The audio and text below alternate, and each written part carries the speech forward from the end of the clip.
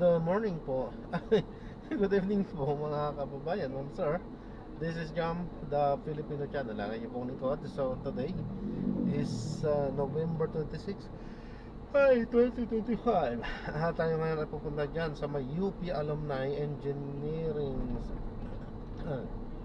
Centennial Hall sa De Los Santos UP Campus Diliman, Quezon City. At dadalhin po natin yan sa may Nara Street, sa may Dacon Homes,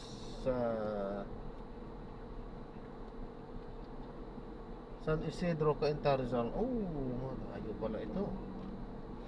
Okay, so magbabalik po tayo mamaya konti po pag nakuha na po natin sila. Disclaimer lang po, ang content po natin ay kalsada at hindi ang passenger. Kaya naman, sakasakali man po na may marinig kayo, mga pangalan ng lugar, pangalan ng tao, pangalan ng organisasyon sa government o private, yan ay wala pong kinalaman ang channel na ito, at wala pong pinapatungkulan. Lahat po ng pinag-uusapan dito ay pawang dito lamang po yan sa loob, at wala pong pinapatungkulan sa labas. Okay po? So magbabalik po tayo mamaya konti pag nakuha na po natin. At samantala, makinig tayo ng mga nagbabagang balita at mga talakayan habang tayo ay papunta doon sa ating pick-up area. Nabatid para galing ng Lapwa, Camarines Sur ang van at papunta sana ng Legazpi via Camalik. Nang mangyari ang aksidente kaninang alas 9:30 na umaga. Nakuna ng CCTV ang insidente na ngayon ay iniimbestigahan na ng pulisya. Tumulong naman sa pagresponde ang mga tao ng Bureau of Fire Protection, Philippine National Police at mga volunteer sa pagre-rescue ng mga biktima at pagsasaayos ng trapiko sa lugar. Ako ni Sam Nielsen ng GMH Paradyo, DZWB, dapat totoo. Paradyo, DZWB! Sa lakas ng impact, mga kapuso, bumulusok malapit sa ilog ang dalawang sasakyan. Nadaganan pa ng truck ang van na may sakay na 14 na pasahero. Bakit naman naging rescue operation dahil UP ang van. Base sa inisyal na investigasyon, yaring kinubatan ng truck nang magkaroon umano ng mechanical problem. Nasa ospital ang truck driver kaya hindi ng 3 pang sakay ng van. Dineklara ng COMELEC na walang nilapag sa batas sina Senador Chis Escudero at kaibigan niyang kontratista kaugnay ng campaign contribution sa senador. Pinagpapaliwanag naman ng COMELEC si Senador Rodante Marcoleta dahil wala siyang kontribusyon na dineklara sa SOSE kahit lagpas sa kanyang yaman ang ginastos noong eleksyon. Nakatutok si Nico Wahe. Matapos ang investigasyon sa SOSE o Statements of Contributions and Expenditures noong eleksyon 2022, dineklara ngayon ng COMELEC, walang nilapag sa batas si Senator Chis Escudero at ang kaibigan niyang kontraktor na si Lawrence Lupiano. Si Lupiano ay ang presidente ng Central Waste Construction and Development Incorporated, isa sa top 15 na contractors na pinangalanan ni Pangulong Marcos na nakakuha ng karamihan sa mga flood control project sa bansa. Sa SOSE na isinumite ni Escudero sa COMELEC, dineklara niya 30 million pesos na kontribusyon ni Lupiano sa kanyang kampanya. Ang depensa ni Lupiano, personal na pera niya ang ibinigay sa kampanya ni Escudero. Sa resolusyon ng COMELEC Political Finance and Affairs Department of IFAD, sinabi nitong kahit pa presidente ng Central Waste si Lupiano, hindi siya ang Central Waste. Base na rin daw sa mga nilabas na desisyon ng Korte Suprema noon, ang isang korporasyon ay may iba o hiwalay na pagkatao sa mga opisyal o stockholder nito. Wala rin daw naging ebidensya na nagamit si Lupiano ng Central Waste para mandaya o dayain ng gobyerno. Iba yung entity sa korporasyon, iba yung entity ng tao. Kumbaga kahit ako nagtatrabaho sa COMELEC, may sarili akong pera. Yung COMELEC, may sarili siyang ano. Unless ginamit po ng, it will work this way. Kung ginamit ng Central Waste, si Mr. Lupiano para makapag-donate. So basically, if it's a board, wala naman, naghanap sila ng ebidensya nun. Like a board resolution, allocating 30 million pesos to donate to ganito. Wala eh. Sabi pa ng COMELEC, si Lupiano raw bilang tao ay walang record na contractor ng gobyerno.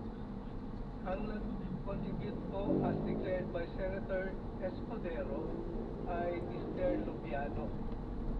So si Mr. Lupiano po, doon na rin sa certification ng DPWH ay hindi contractor ng gobyerno. on its own. Wala rin daw ebidensya na ang kinontribute ni Lupiano ay galing sa Central Waste. Sabi ng COMELEC, wala rin daw silang nakitang sumobra ang gastos ni Escudero noong 2022 elections. Nag-inhibit si COMELEC Chairman Erwin Garcia sa investigasyong ito dahil minsan siyang naging election lawyer ni Escudero.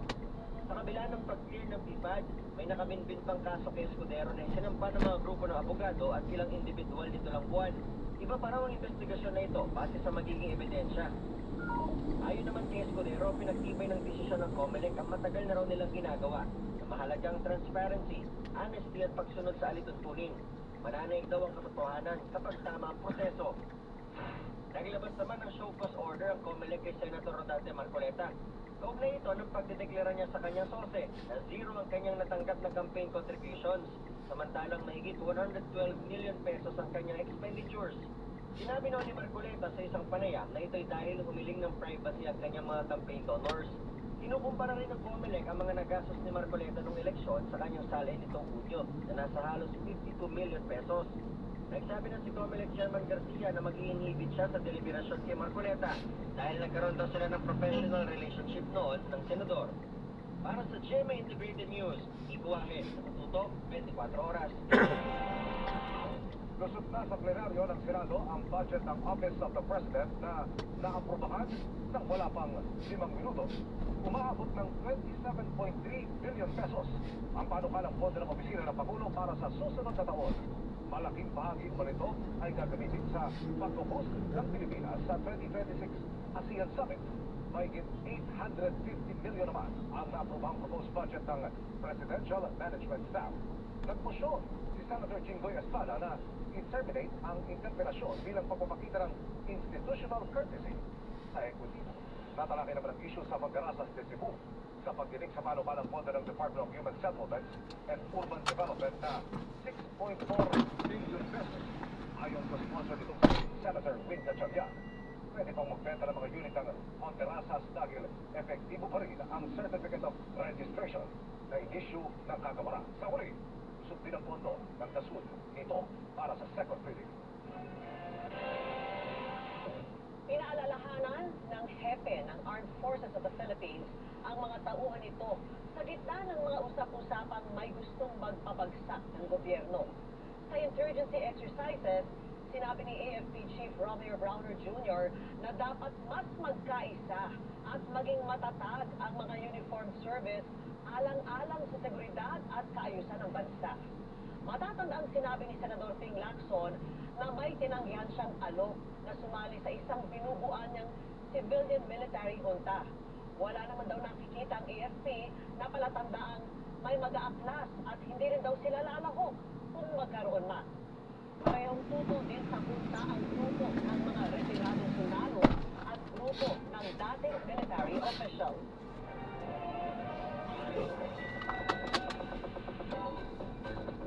Kasunod ng trending revelations ni Shala Dismaya sa Babugan, lalantad ang isang bagong character na may Excuse me. For better or for worse.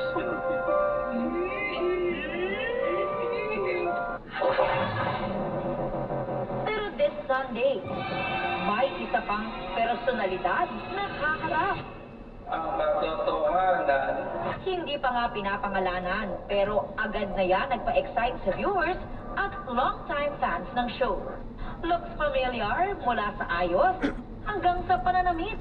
Ang tampok sa short teaser, ang nagbabalik na si Rodfield Macasero. At ako'y natutuwa kasi makakapag-perform ulit ako sa Bablogang. Sobrang na-miss ko sila sa aking pagbabalik. Nakita ko mga bago, andun pa rin, pero syempre andun pa rin yung mga luma. At ayun na nga, nakakatuwa at excited din ako sa magiging reaction natin dun sa video. Masaya lang siya, guys. Kaya, watch for it. Certified batang bubble at dating mainstay sa Bubblegum. At kabilang sa viral duo na Muy Palaboy. Ang kanyang mga ibubunyag, mapapanood na this Sunday at 6:10 p.m. Sa darating na linggo, sa episode ng Bubblegum, 6:10 p.m. Kaya, sabay-sabay tayong manood at tumawa dito sa Bubblegum. Kobe Garapel, update na sa show. Opo. Ito. dito na po kayo, ma'am. Ako po, si Ie Adaliano. Dito po, gusto niya po dito. Sige po. Walang tingtangis ang pasto. Dyan na po kaya? Pwede naman po. Ilalagay lang natin yung pagdating. Okay na ba? Masarap sa mata. Ang dami ng candy at lollipop. Ay, wala Ang ba dami eh. ng Christmas on display. Oh, Gcash At naman ang po. mga bidang karakter, mga animatronic na gawa sa recycled Wala kasi. materials gaya ng water Hindi bottle. kasi tayo ano, yung tela, saktuhan lang yung kita natin, ma'am. Kaya hindi tayo Ang nakakapag-stock. pansin din, ang kanilang giant Christmas tree na tatad din ng sweet ornament. Hindi pa kasi ako nagiging kontraktor, no?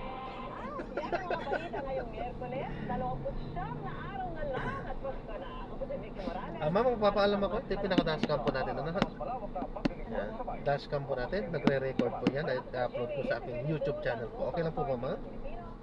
Salamat po. Hindi siya live. Record lang naman po yan. At i-upload ko yan mamaya pagdating ko na bahay.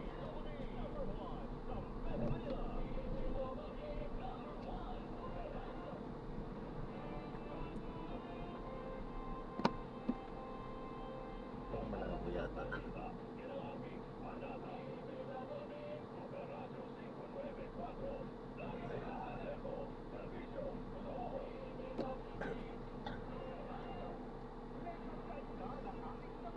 Bali mahina yung internet ko, hindi ko pa napipick up.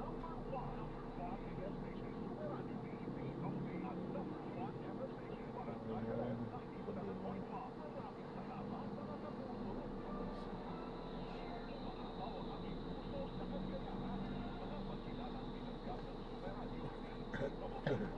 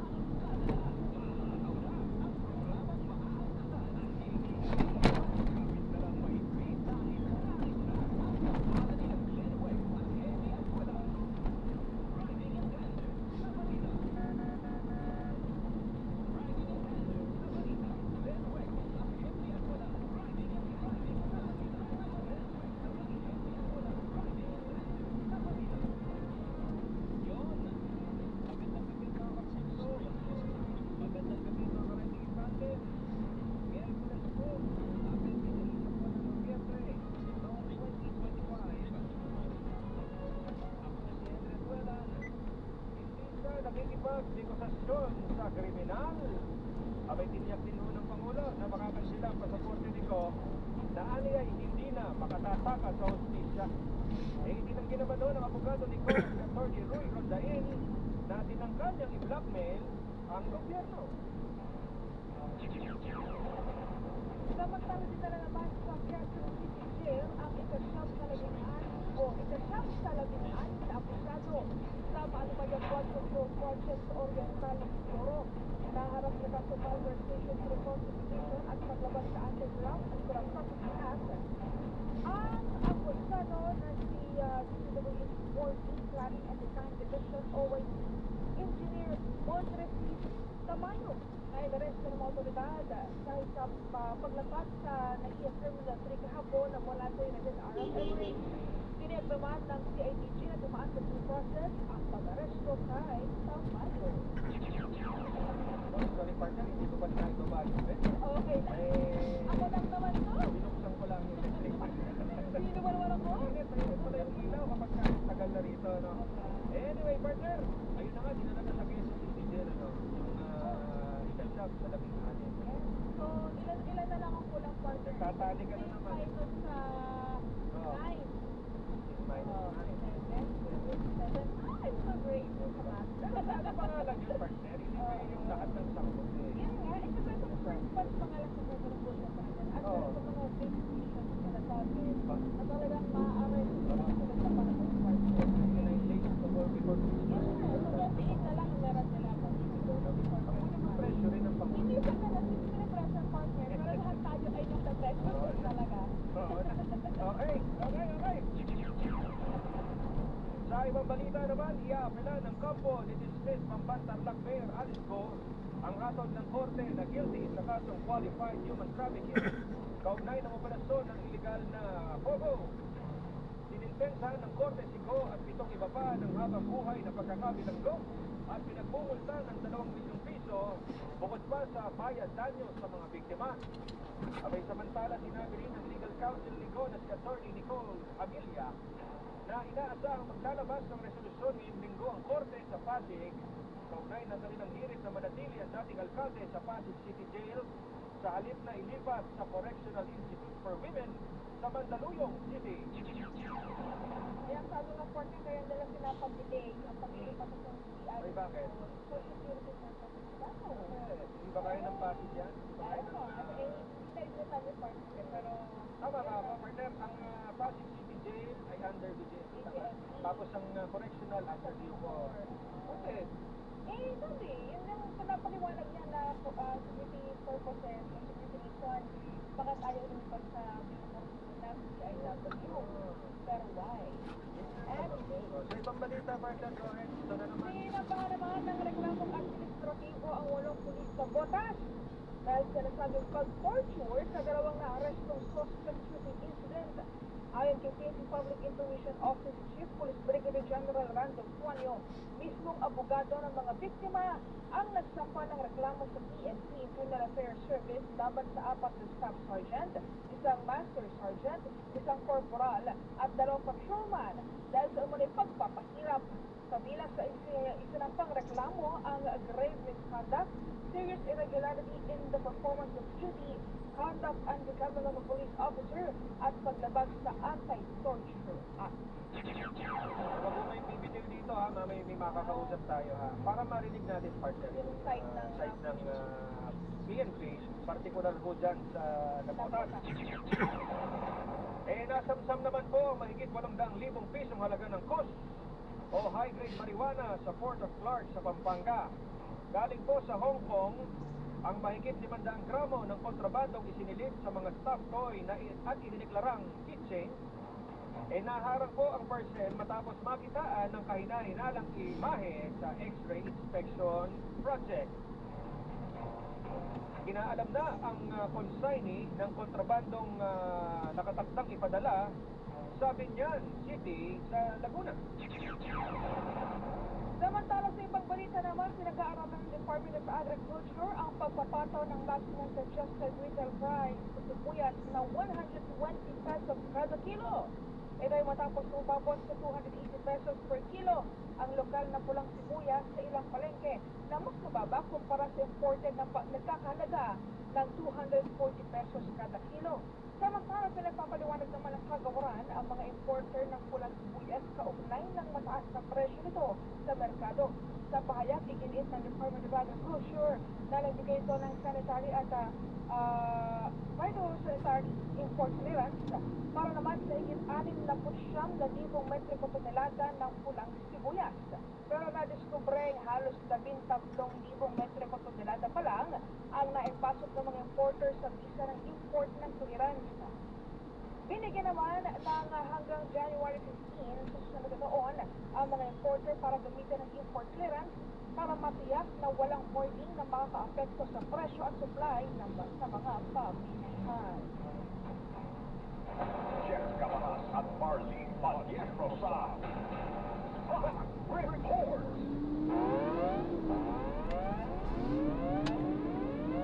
Kuha naman tayo ng mga report sa labas ng himpilan.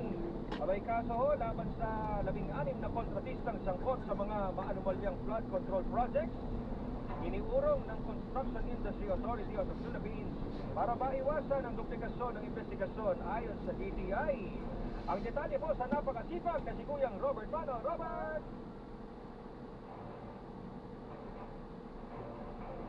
Kuyang? Yes, magandang gabi at Martin. Pinumpirma ng Department of Trade and Industry o DTI na iniurong ng Construction Industry Authority of the Philippines o DIAP ang kaso nito laban sa 16 na kontratistang sangkot sa mga maanumalyang flood control project.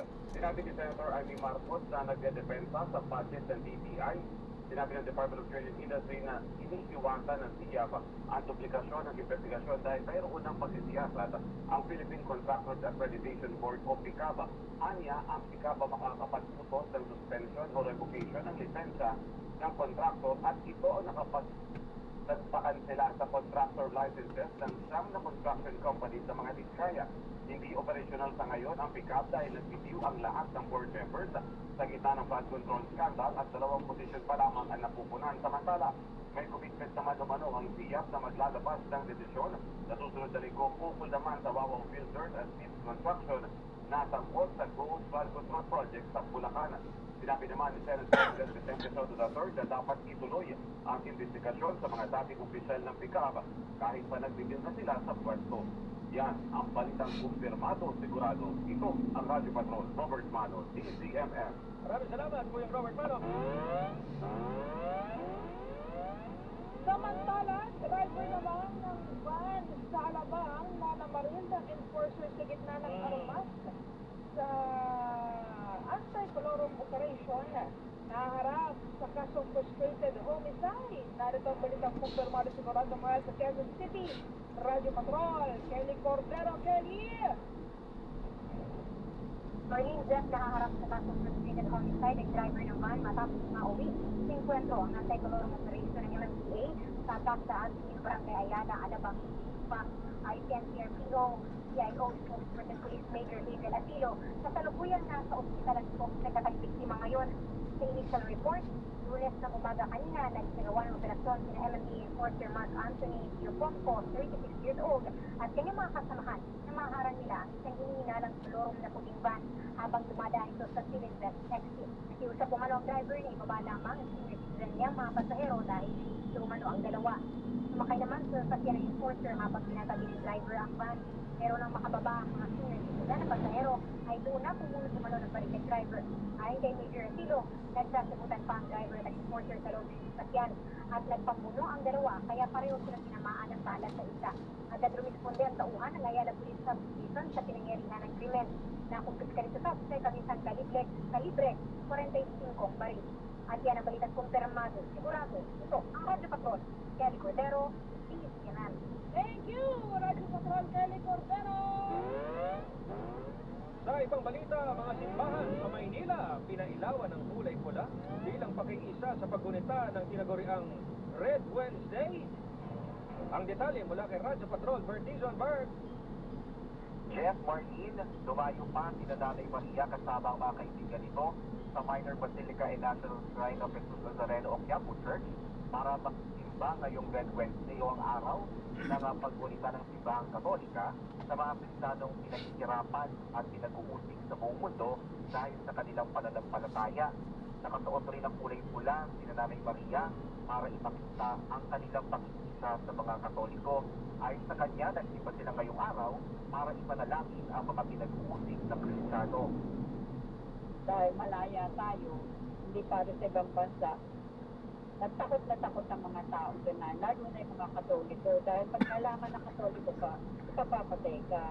Parang malaking tulong sa kanila yung panalangin na maligtas sila. Sa kanyang humihiya, binigyan tingin ni Father Jupiter na dapat alalahanin ang pagdurusa, lalo na ang pagdurusa ng mga nagpapalaganap ng pananampalataya na iniaalay ang kanilang buhay para magsaksi ni Kristo. Yung pagdurusa po nila ay pagdurusa rin natin. Tulungan nawa tayo ng mahal na poong Jesus Nazareno na panatilingin sila sa ating puso kung paanong nananatili silang lalo sa kanyang puso. Pinailawan naman ng kulay pula ang harap ng Quiapo Church at iba't ibang simbahan sa Maynila ngayong Red Wednesday bilang pakikisa ng simbahang Katolika sa buong mundo. At yan ang balitang kumpirmado. Sigurado, ito ang Radyo Patrol per season DZMM. Maraming salamat sa ating mga radyo patrol! Basta may nangyari, nakareport agad sa DZMM. Basta patrol sa Israel.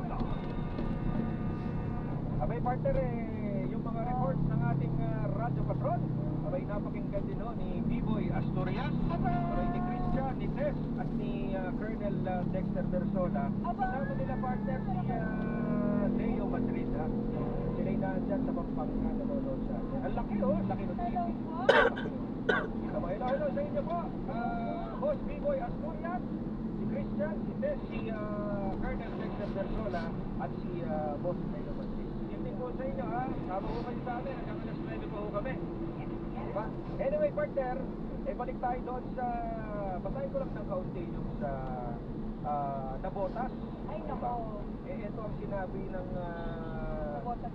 NPD, partner, ng Northern Police District. Ito. Sabi? Ang sabi nila, totally makakausap na rin si Hepe, di ba? Ang sabi nila, baseless yun, partner. Fabricated at inconsistent. Yun ho yung mga initial na sinabi lang, yung mga aligasyon na insidente ng November 3, tapos ang sinasabi merong, ano ba to, na merong napatay ito, di ba? May napatay yung dalawang incident ba sa loob ng bahay. Daw yung biktima, yung dalawang suspect na inaresto ng mga pulis. And then, ang sabi ng abogado ng mga suspect slash victim kasi nagreklamo na sila sa Indias. Sila daw ay pinusbog o parang nakita may video mo, parang meron dito. May sugat sa ulo na malaki. Dahil daw pinipil ko sila paaminin at papirmahin. Mamaya, magandang pumayag si Hepe. Oo nga, para malinawan mo, partner. Kasi ang laki nga, kung totoo man, ang laki nga aligasyon niya na kanya nakakarap dahil hindi ko biro ang usapin ng torture. At saka partner, kung nasa IAS na yan, at saka kung nasa, tanong din natin kung nasa NCRP o na ba yun. Kilala naman natin si RT, di ba? Anyway, partner, dyan lamang po kayo, ha? Kami magbibigay dahil lamang sa ilang paalala. Sa oras na 8:22, dyan lamang kayo makikibili.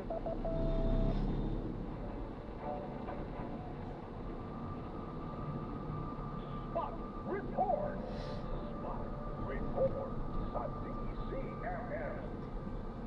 Basta AM DZMM. Ubo ng anak, nakababahala, makikema. Para dyan, Blemex for Kids ang pambatin mo. Ang Blemex for Kids ay gawa sa lagundi. Tinutunaw at pinalala pa sa tema. Ginhawa para sa bata, peace of mind para kay mommy. Camille Brancia Malpo, the Flex for Blemex. Ang batang lagundi, Blemex! Agad-agad ang ubo at lemang nakabara. Ang batang lagundi, Blemex! Good morning, my dear Brad. Diniligan ko kayo para di kayo matuyo. Kitty, sorry di kita nakita.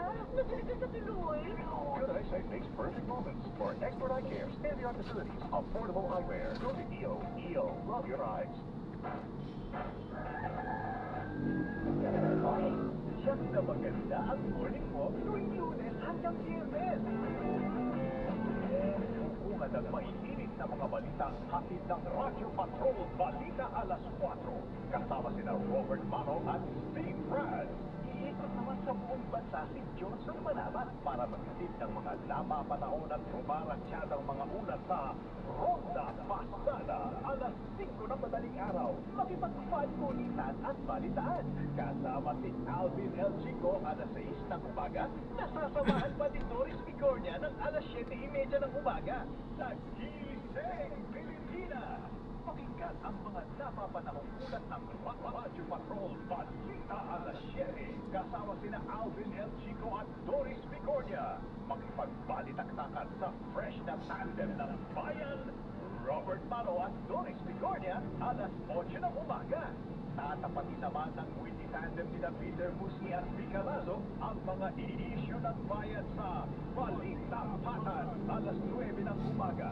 Gabi ng paspalan na paglilingkod ng pinakapinagkakakiwalaang boses ng bayan, Kabayan, Noli de Castro, sa Kabayan. Alas 10 ng umaga, susundan pa ng nagseservisyo with Piña Corpus kasama si Nix Bustos alas 11 ng umaga. Pagsapit naman ang tanghali, tutukan ang mga nagbabagang headlines mula Luzon, Visayas at Mindanao sa Headline. Ngayon, kasama si Jeff Hernandez at Rica Lazo. Babaunin mo talaga ang hindi sa maghapon kapag kasama mo ang DCMM Radyo Patrol sa Estrenada at DCMM Teleradyo. Christmas is here again! Mga kapamilya, ito na! Magkikita-kita na tayo para sa pinakamalaking Christmas party ng DCMM ngayong 2025.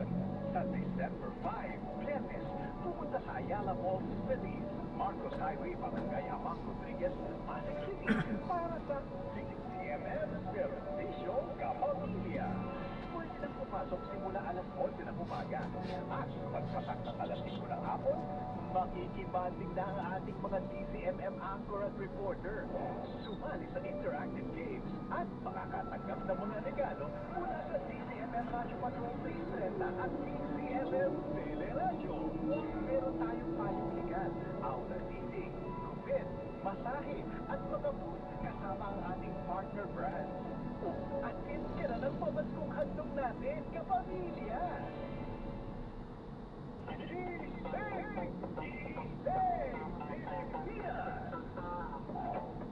energy, energy! Ang hatid namin tuwing umaga, kasama ang mga sisiksik ng 6 a.m. po ng talakayan, balitaan at kwentuhan. Alvin El Chico sa alas 6 at kasama si Doris Vigornia sa alas 7:30, Lunes hanggang Biyernes sa DCMM Radyo Patrol sa Istreta at DCMM Teleradyo.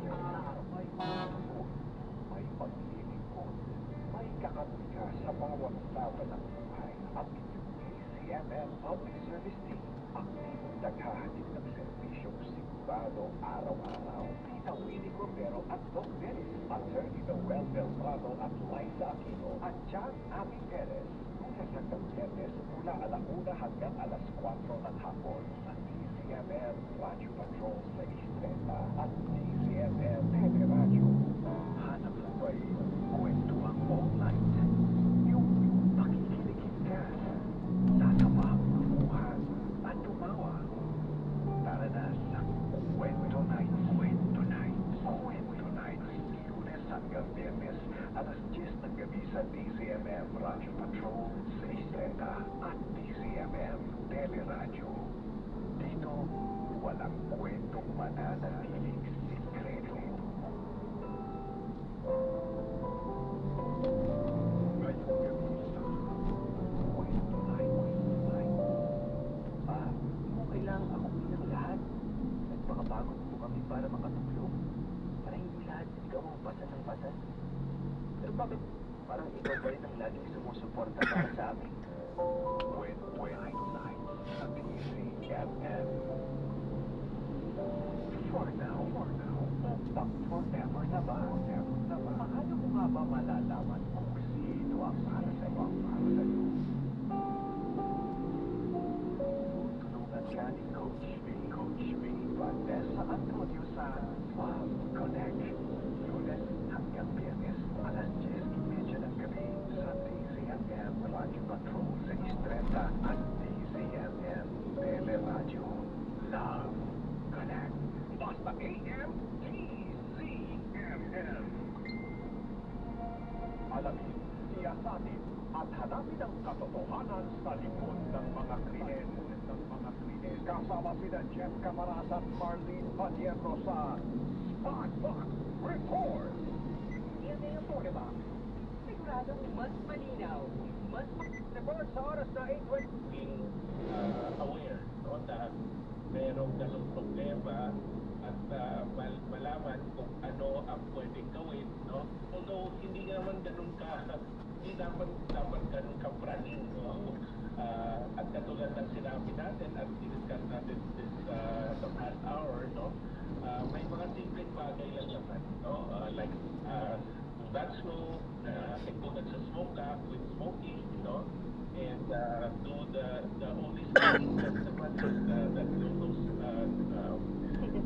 CT scan. Pero kung hindi ka naman 15 to 80, no? Let's say you're 45, 50, kahit 20 pack yung tactic, hindi ka pa naman 50 to 80, hindi mo kailangan gawin, no? Now, between 50 to 80 with 20 pack year history, doon ang kong, no?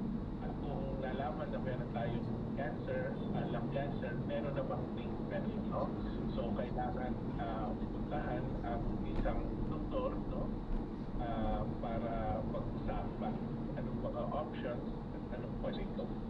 Thank you so much, Dr. Marco. May mga gusto nga rin po ba tayong batiin o pasalamatan? Wala naman. Ikaw na, Eli. Salamat sa iyong pagtula at I wish you the best and happy Thanksgiving and Merry Christmas to all. Maraming salamat po muli sa ating surgical oncologist mula sa Manila Doctors Hospital and Associate Professor sa UPPGH Manila, Dr. Marco. Yan na nga rin po ang ating naging talakayan sa programang Lunas tungkol sa lung cancer. Kung kayo nga po ay may mga iniindang karamdaman, wag pong mag-atubili na magpatingin nga po sa ating mga pinagkakaniwalaang espesyalista. Nakasama nyo nga rin po Ellen Bensal, bumabati ng magandang gabi at mag-arinigan tayo hanggang sa susunod. Dito pa rin po sa programang Lunas sa DZRH at RH2. Mga kalunas, tandaan, bawat karamdaman ay kayang lunasan. At para madagdagan pa ang kaalaman, manatili pa rin nakikinig dahil Lunas may extension na sa ilang saglit. Lunas Extension. Hindi lang sa Mega Manila, pati sa Metro Manila. Number 1 ang inyong DZRH. Ayon sa third-quarter survey ng Qatar Media, number 1 sa Metro at Mega Manila, ang inyong DZRH. Maraming salamat po sa inyong pagtitiwala. Ang tunay na DZRH lang, ang inyong tunay na pinagkakatiwalaan, saan man, kailanman. Dahil ang DZRH, una sa Pilipinas, una sa Pilipino, saan mang panig ng mundo, nasaan ka man, Pilipino.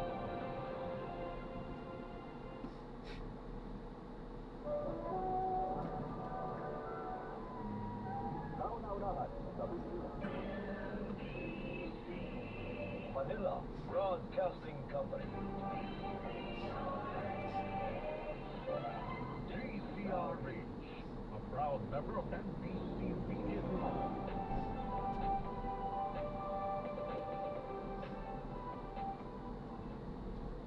Mga kalunas, dahil sa inyong pagtitiwala, ang Lunas ay may extension na. Lunas Extension. Magandang gabi, Pilipinas. Metro and Mega Manila, 30 minutes na discussion tungkol sa ating kalusugan. Samahan niyo po kami dito sa programang Lunas Extension sa DZRH at RHTV. Makakasama po Ellen Benzal at ngayon nga po 29 days na lamang ay Pasko na. Sasamahan pa nga rin po tayo ng ating pinagkakatiwalaang Family at Integrative Medicine Specialist. I-welcome po natin Dr. Irene Lim. Good evening at kumusta po? Good evening, Eli, and to all our listeners and televiewers. Sana po kayo ay nasa magandang kalagayan at good health. Yes, hangad nga po namin ang maligtog at magandang pangangatawan ng bawat isa.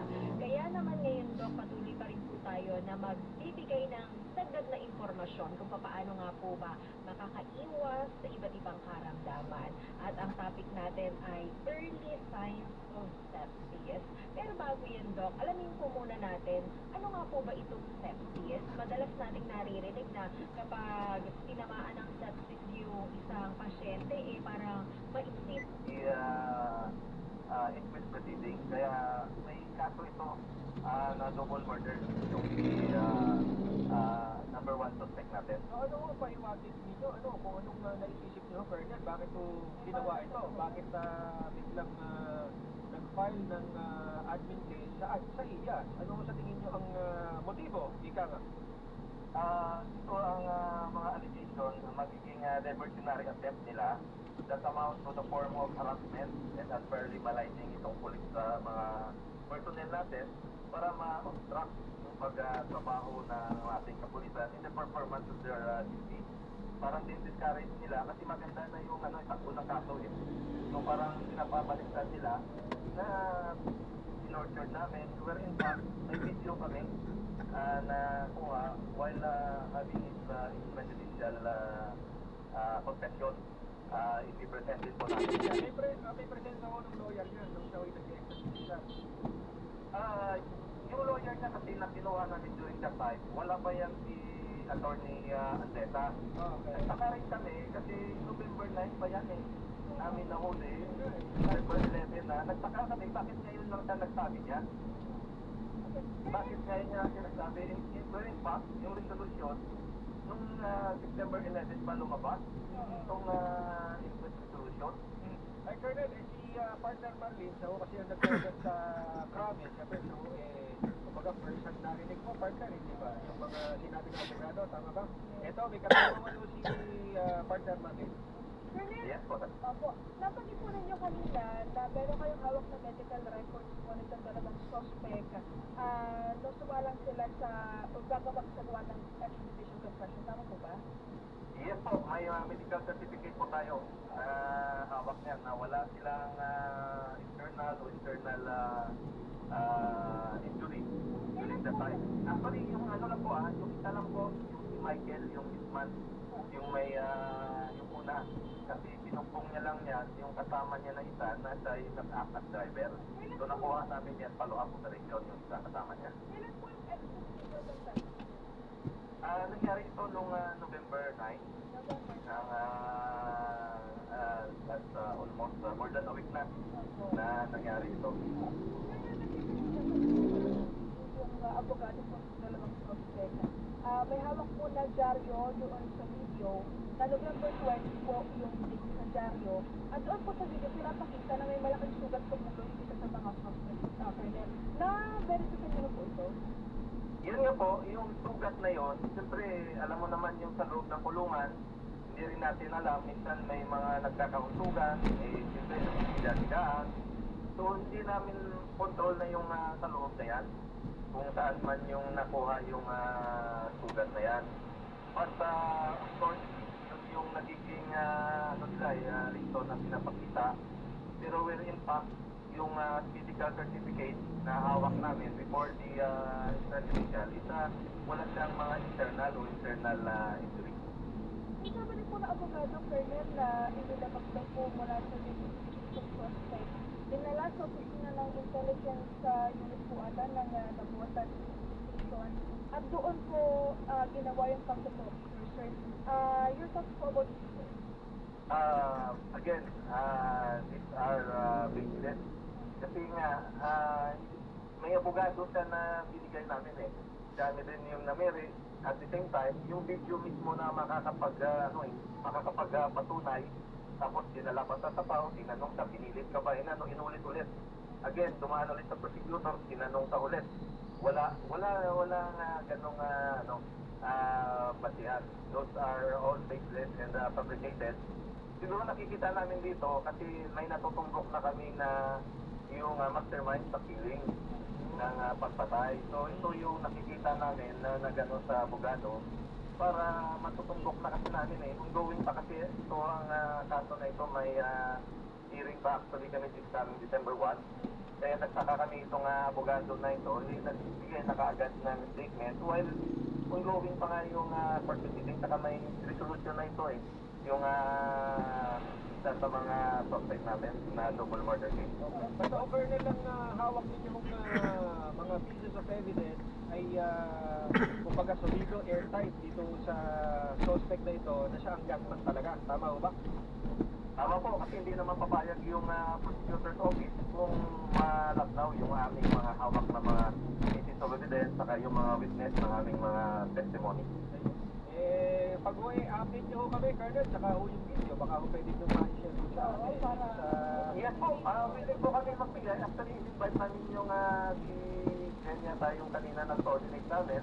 At inintay ko na pumunta sa kanila kasi hindi ko talaga maibibigay yung pangalan ng walo kasi wala pa nga na talaga sa relative. Tama naman po yun. Parang inunahan na kasi ng lawyer ng yung ongoing na investigation na gagawin ng IAS natin. Which is unfair naman yun sa mga kapulisan na nagtatrabaho lang. So yung kumbaga ina-allege ng mga personnel niyo po, Colonel, ay kumbaga active pa.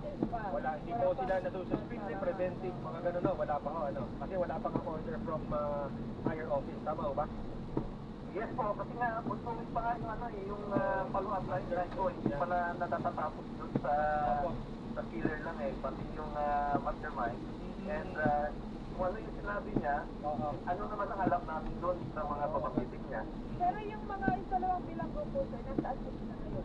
Nandito sa amin yung isa, yung nag-confess, yung isa nirelease for further investigation kasi nga may mga schedule na hearing pa. Yung hitman talaga na pumaril ay pinayagan ng prosecutor's office kaya nagpalabas sila ng resolution na for filing of double murder case dito sa hitman natin. Ito yung may sugat sa ulo, ito yung yes po, ito yung may sugat sa ulo na nagtaka kami na inabot na ng 25. Like November 9, nasa amin na yan eh.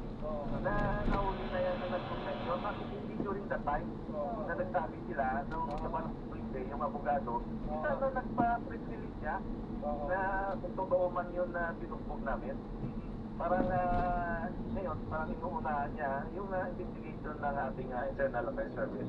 But nonetheless, we will cooperate whatever yung magiging ng IAS, we will voluntarily give yung mga details para lang ma-clear yung ating mga kapulisan na nagtatrabaho lang.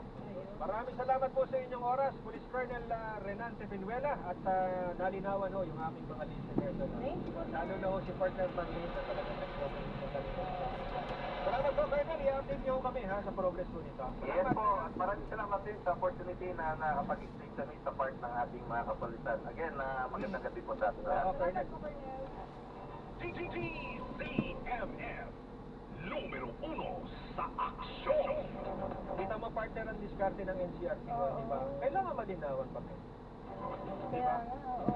Kasi pwede, kailangan na nabagat ko kanina, malaking alegasyon ang pinupukol kung totoo man na meron torture. At syempre, tama si Colonel na unfair sa panig nila kung one-sided lang yung magiging pahayag doon sa incident. At saka partner, akala ko naman itong kumbaga suspect slash victim witness o accessory. Gunman pala, sinasabi ni Colonel. Sabi matindi ang, kasi partner para ka kumbaga, may aligasyon sa'yo na ikaw yung mismo yung hitman. Pero hindi naman siguro sasabihin agad-agad yun di ba? Kung walang mga pieces of evidence na hawak ang PNP. So we appreciate ang nabutas PNP na matapang ng dumagot, di ba? Ito the guidance ng NPD tsaka ng NCRP. Para malinaw, partner. Totoo, tama. Dahil nga ang sabi nga ni Director Protasio kanina, ito raw ay possible harassment lamang sa mga pulis. Pero syempre, he said, she said, partner. Pero tayo ng update doon sa magiging investigasyon ng IAS ng Criminal Affairs Survey sa police incident. Anyway, sa oras po 8:43, magbabalik pa po ang spot report makalipas ang ilang paalala. Balita, siyasa, katotohanan, spot report. Tama po dito, no? Basta AM, TZMM. Yolo Pascual po, sa ubo at hika, may Plenex 40 syrup and bottles. Pero para sa ginhawang kailangan agad, may Plenex 40 capsule walang and bubong blister tong pack. ano, Madaling bitbitin, kayang ibulsa, gawa sa natural na lagundi na tumutunaw Tapos wala at pa siyang nagpapalabas payo. ng plema. Convenient na, ginhawa pa. Lubok. Plenex 40 Lagundi and Anak capsule. ko. Basta Lagundi, Plenex. Easy. Vitex de Gunduel is the generic name of Plenex 40. If symptoms persist, consult your doctor. Tanggal ang plema, tigil ang ubo. Maluwag ang paghinga sa Plenex 40. Basta Lagundi. Ayan, so na-drop na natin sila. So maraming salamat po sa panonood. Hanggang sa muli po, ingat. God bless. Paalam po muna po sa mutala po. Tayo ay gagawa na ng ibang video sa ating susunod na mission. Paalam po.